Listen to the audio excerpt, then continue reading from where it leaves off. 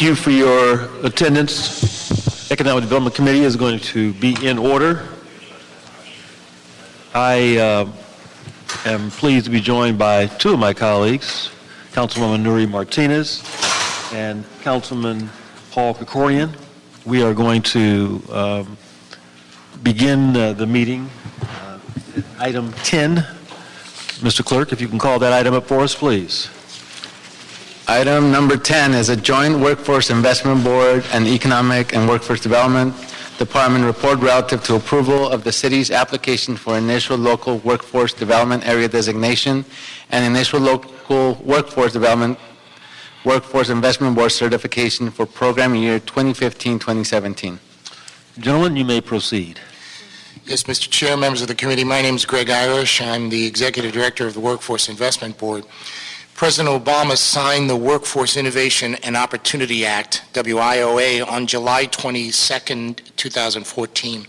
It replaces the current Workforce Investment Act as of July 1st of 2015.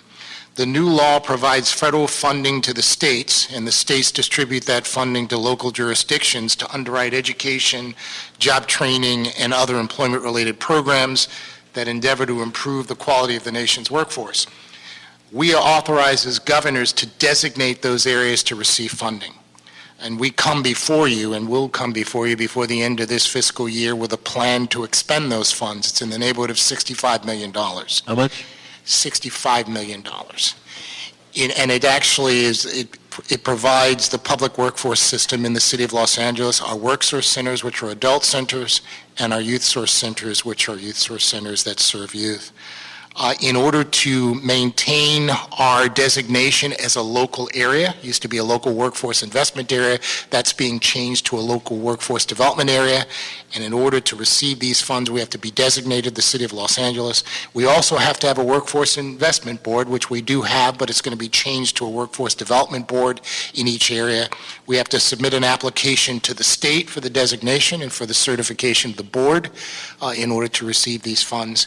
We're asking for authority to submit that application once the council adopts this or gives its approval and the mayor signs off on it. Robert Science? No, Greg said it all. Question. So are there any provisions that are going to be substantially different then under the WIOA? Compared to WIA? Yes, they will be. The problem is we're operating in the blind. The federal government just released proposed legislation, so it's promulgated proposed legislation. We're in the process of analyzing that legislation.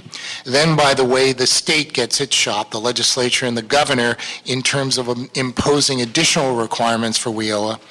I'm proud to say, and Robert can attest to this, that a lot of the provisions in the new act, the city of LA was used as an example. For instance, its youth programs are considered the model programs in the United States. Most of the youth that we serve through our youth source system, 70% are out-of-school youth. The legislation now requires every jurisdiction to expend 75% of its youth money on out-of-school youth. So we were anticipating some of the changes. We'll update you as soon as the regulations become permanent, as well as state action that's pending, because there may be some implications in terms of how we conduct business locally. And to add to that, there's three other changes I think those real pertinent to the city.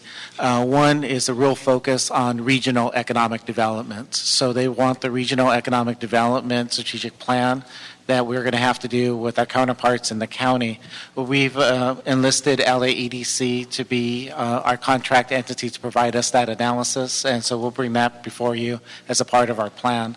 The second piece has been a real focus on vulnerable populations. And when we did our redesign, if you remember, in the last 12 months, it was a real purpose to focus on folks that need our assistance, English language learners, those on public assistance, those that have barriers to employment is a major, major focus of the legislation.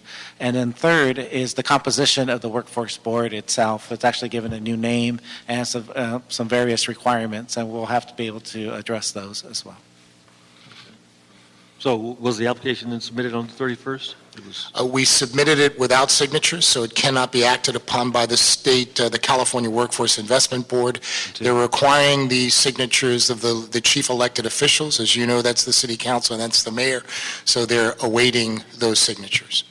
Why did you submit the application without council approval? They had a deadline. They said you can submit it to indicate your intent. If you did not submit it by the deadline, you would not have a chance for designation. So we submitted it as an interim document, and we also submitted it with a letter saying it has not been approved by the chief electeds. They accepted it contingent upon your approval and the council's, the mayor's approval. So this new entity, the local workforce development areas, they're successors to the workforce investment areas. Yes. Any major differences between the two? No differences. The city of LA is a standalone area. As a matter of fact, there are the 3 top jurisdictions for receipt of workforce investment funds. We used to be the second in the nation, second only to New York City. We're now third because Cook County and Chicago have combined into one local workforce development board. We will be the 3rd largest jurisdiction in terms of our receipt of federal funds. The City of LA boundaries will be its own workforce development area, and you must have a local workforce development board that shares in the authority with the council and the mayor. Some of the responsibilities of the board will be expanded, and we'll update you as soon as the legislation is finalized. And so the $65 million you say the city's going to be entitled to, is that like an all-time high? We get formula funds. That's not. We used to be around $100 million at one point in time, yes. But because of the machinations in Washington, as a matter of fact, when they passed this legislation, they actually had certain levels that they agreed to. By the way, this is the first time that Congress has passed legislation, and you have both sides of the aisle that agreed to this. This was unanimous. I think you only had 4 votes in the Senate that were against it. You had a total of 8 votes in the House. So this is unprecedented in terms of how they reached their conclusions to enact this legislation. They had certain levels that they agreed that they would fund us at.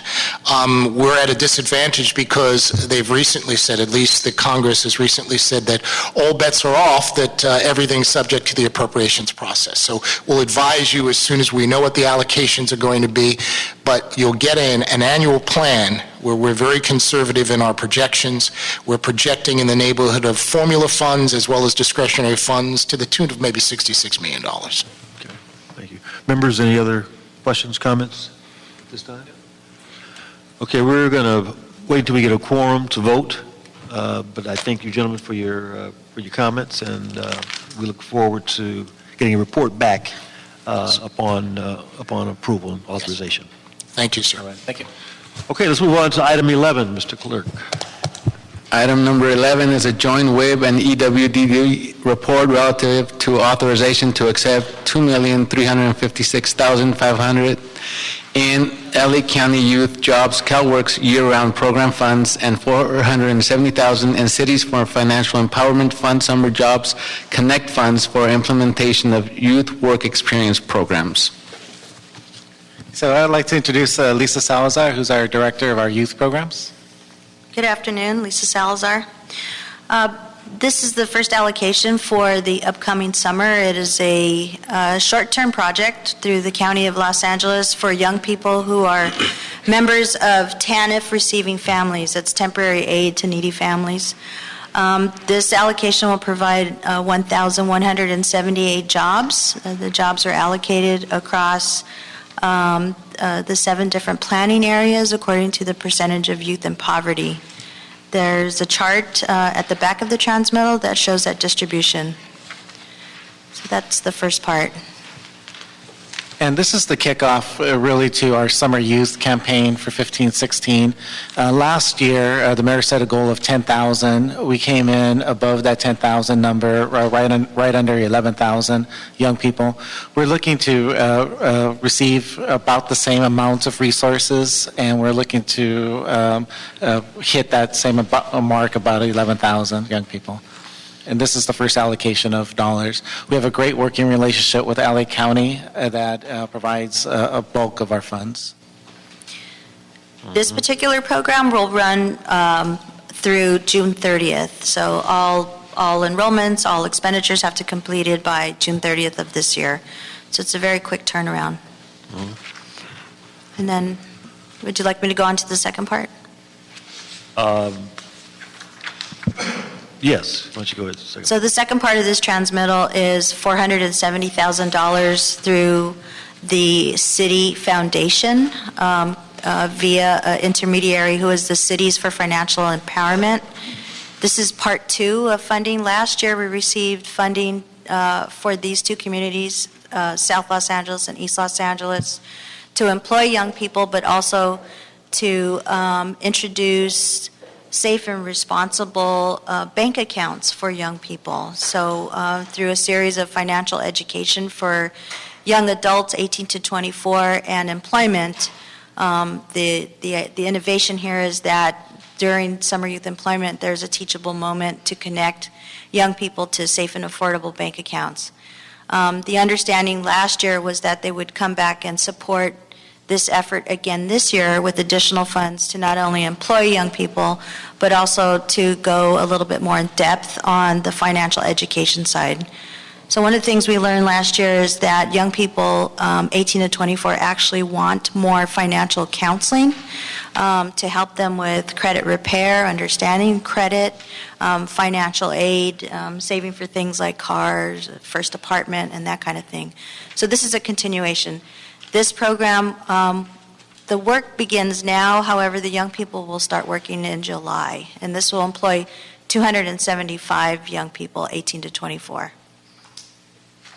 And the lessons learned through this specific grant, we're taking it citywide. So we're adding a financial literacy component to all of our programs, our youth programs.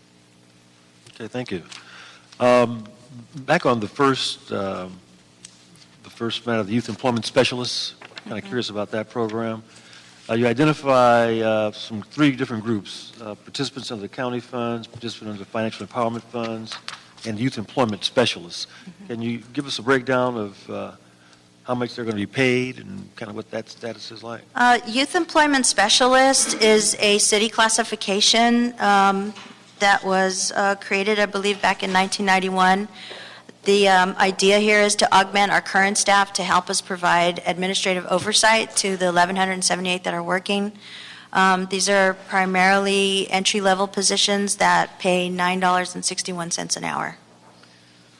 And what's the source of funds? The source of funds will be the county contract Federal? itself, and those That's federal pass-through? Is that what it's the coming? wages are built into the budget that's here. And what are the terms of employment for these youth specialists? Just Our goal is to bring them on board immediately so they can help us with this program, and then to continue their employment with other sources of funding as additional funds become available for the next fiscal year starting July 1st. members, any questions? Go ahead. Feeling we're going to ask the same thing. Go right ahead. I mean, I think I get how you've, the county money was based on data that showed the targeted population that you want to reach, but how was the city foundation money directed? Or they just went to enhance these two areas where the data showed the need? I just want to figure out how we allocate additional funds. So we're very, very sensitive to the fact that we have to allocate all of our funds across the city. So we actually use the indicator of youth and poverty to allocate our total amount of funds. So any one funding source might not be allocated throughout the city, but at the end of the day, when we bring you the summer youth plan, you'll see various sources of fund, but it would be balanced that every area will be allocated by that indicator of youth and poverty. One source of Right. funding Right. for the youth summer program. Yeah. So we use probably approximately about 15 different sources of funds from the private entities that give the $20,000. Last year, our largest private was Disney, that was secured through the Mayor's Fund, and then our largest public funder is the county. But we do balance it citywide. Good answer. Yeah, I've been on this seat before on that question, so yes. Any other questions, members, on this item? And we do really appreciate the support that council does give us on the summer youth piece. We've just conducted a study that was done by Cal State Northridge on the outcomes of our program, and then some recommendations of how to improve the program. So we'll be coming back to you on a specific transmittal that's going to talk about our 15-16 campaign and of all the process improvements that we're going to be doing, as well as connecting it to career pathways, which is a real critical piece of work to provide that bridge for that young person from their first job to their next job, but really linked to the education. Well, again, we appreciate your efforts. I think we all want to take credit for your success in our individual districts. Please do, please and do. So we're trying to just make sure we get these numbers pumped up. Yeah. Because, the mayor's making promises and we're making promises. and we both give them all know- Lisa's numbers. And you're making promises. So let's make sure that everyone's promises are fulfilled. Thank you. Okay, great. Okay, members, let's move on to item 12. Mr. Clerk. Item number 12 is a joint WIB and EWDD report relative to authorization to accept and expend up to $992,000 in Workforce Investment Act dislocated worker additional assistance and governor's 25% discretionary funds to provide training and reemployment services to individuals impacted by mass layoffs at the Nestle plant in the Chatsworth area of Los Angeles. Okay, something targeted to the Nestle plant. Good afternoon. Jaime Pacheco Orozco with the Economic and Workforce Development Department. The city receives federal allocations to provide dislocated worker services. In addition to the federal allocations, we submit solicitations for additional funding for very specific kinds of layoff events. In this particular case, Nestle in Chatsworth was closing down its facility and relocating. We submitted a proposal to the State Employment Development Department requesting funds to serve this population. We were awarded $992,000 to serve 120 plus individuals from this particular facility. There were 360 individuals who were targeted for layoffs. Some of those individuals have relocated over to Kentucky. Some have found employment elsewhere. The 122 that we're targeting now are for individuals who are still seeking employment. We're asking for the authority to accept these funds and to allocate the funds to our workforce center providers. Let me just understand. So there are 360 displaced workers. We're only proposing to assist 124 of them. Yes. And what happens to the remaining A number of individuals? them have relocated elsewhere. Under this particular grant, we're going to serve 122 individuals. Anybody who is dislocated from that plant can still receive services through our regular workforce center, federal allocation funds. Each of the agencies does have monies to serve folks. This is to augment those services. The particular population that we're targeting are monolingual individuals, low-skilled, low-wage earners. So it's a very specific, very focused grant. You want to describe the request for information and the selection process, kind of how that... We released a request for information to our workforce center providers, made it available to all of the 17 workforce centers. Those that had already served clients from this particular plant, we asked them to identify the number of individuals that they have already enrolled in the regular dislocated worker funded program. And then we asked them to identify how many additional slots they could serve. We received solicitations well over the 122, well over the $900,000. This is what we allocated based upon the number of folks that we're currently surveying, where they were located, and respondents to the RFP itself. So the Go ahead. So the 124 individuals that you've identified, those are the ones that they were seeking the job training. We have not yet identified all 124. You have not identified? Not all of them. We are working to identify them. But Typically, you only have enough to service the 124? yes. But we do have additional dollars, which is called dislocated dollars, that are for that particular population. So if we had 125 come in, on the 125th one, we would use our other funds. Right, so if you end up with more than 124 people that are in need of the training, will you have enough funding to provide that training? for them? Yes. Yes. So do we know what the 236 are, the remaining? No, we don't. So, Madam Councilwoman, can I explain? Whenever there is a layoff, they must notify the WIB and the mayor that a layoff takes place. We then dispatch a team that goes with the the Employment Development Department, because we actually finalize the unemployment benefits on the spot of those impacted. So we have an idea of those who are going to file for unemployment. Some have once they're laid off. So that's how we get to the 124. The ones that have yet to file for unemployment, or some have already filed for unemployment but have not sought our services yet. So when we apply to the state, they want to know how many from this rapid response team actually filed for unemployment. They base their decision on that. Should we have those beyond the 124 who still require services, we'll go into our formula money. We even have the option of going back to the state saying that the number, the overage, there's an overage. As of yet, we don't have that. We do have numbers of those who have filed for unemployment, and the state is part of that team, so they'll make those people available. In terms of actually allocating it to these different centers, we have an idea of where those folks live because they file for unemployment benefits. So you're currently at, so the money's coming in is $992,000? Yes. Of which only about $695,000 are actually going directly to help the worker. Right. So what's happening to the other 300 and something that's left? the additional $250,000 that is not allocated to the workshop centers is part of it is administrative costs and part of it is program costs that we incur at the city. So in this particular instance, there is a recruitment activity that needs to occur that we have our staff assist with that. So the remaining is administrative costs? It's program and administrative costs. So the administrative cost is limited to 10% of the grant. But there's a program component that's required for program outreach and enrollment, things of that sort. And because all of our grants that come in, we actually have to have 100% cost recovery. So we do have to pay our staff costs with the grant. There was actually a business in my district that just expanded, La Brea Bakery. Oh, yeah. That had a job fair, I believe, at the Nestle factory to see if there was. Yeah, they were part of the process of seeing. Yeah. They can pick up, folks that were actually being laid off. I'm not sure how many of those actually got picked up, but I believe that some did. Right. Yeah, and we do, that's exactly the matching that happens on the team that Greg described in terms of the rapid response. Thank you, Mr. Chairman. Thank you, Mr. Krikorian.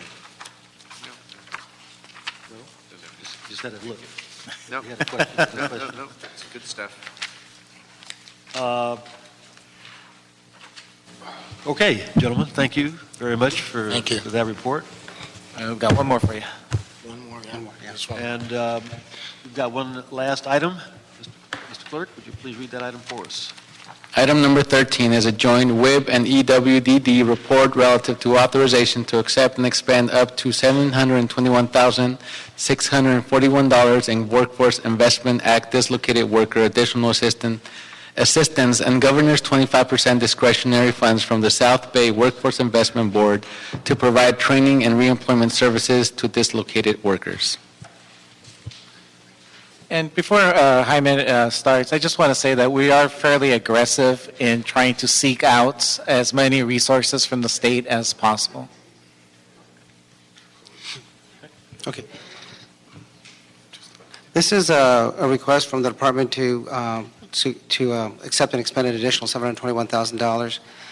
This is a continuation of a previously awarded grant. We are part of a consortium of 22 workforce investment areas that receive funds through South Bay WIB. South Bay WIB has recaptured funds from those local workforce investment areas that had not been performing and has reallocated them to us. So we are requesting the authority to accept those funds to distribute to our workshop centers.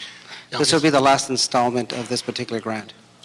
Mr. How Chair. much has that been total over Well, time? Mr. Chair, the WIBs got together, 22 WIBs, 22 WIBs, and we looked at California's unemployment rate, and we have a phenomenal unemployment rate in the state of California. It's not based on the national average. All the WIBs got together, put together an application to the Secretary of Labor and the Governor and said, for all these layoffs that are occurring, we want to be able to respond quickly to them. We got an initial allocation of $42 million, and then the South Bay WIB was the primary grantor, and it would distribute to the other 21 WIBs as to what they needed. I forget what we originally got, in the neighborhood of $9 million. As the other WIBs weren't spending their money, we had a need, so we were able to access that money because we had a number of dislocated workers. We were able to do that. We're spending the last amount of money from this consortium of WIBs that's available because we have folks in the queue waiting for services as a result of layoffs. Is Jan Vogel still there at the South Bay WIB? Yeah. He's South pretty Bay WIBs aggressive work in to our here, advantage. Yeah. Outlive us all. I'm surprised he's giving anything back. Yeah, Well, he's actually not. He's expended his allocation. He just had some savings from the other 20 or 19, and he said, who can spend it, and we can. And we had some folks, again, who were laid off. We still have an unusually high unemployment rate when compared to the rest of the state. Anything else, Mr. Vice Chair? Nope. Okay, without any objection then, we're going to move to affirm the reports that have been received. And that would be on items number 10 through 13, sir? Well, I'm referring now to items 12, 11, 12, 13. 10, 11, 12, 13. And then we'll move items 1 through 9 on consent. Without objection? That will be the order. Anything else before us? No, sir, that clears the desk. Clears the desk. This meeting is adjourned. Well done.